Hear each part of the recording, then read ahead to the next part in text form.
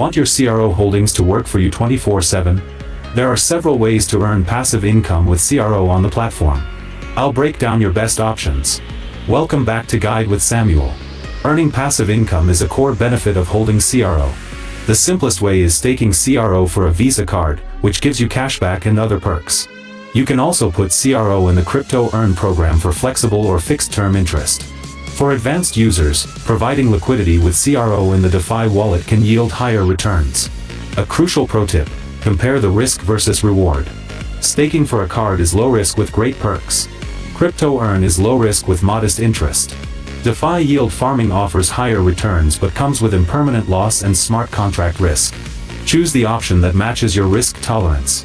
And just like that, you can put your CRO to work while you sleep. Earning passive income turns your crypto holdings into a productive asset. Which passive income method suits your risk profile? For your final question, subscribe for our next video on how to verify your Crypto.com email address.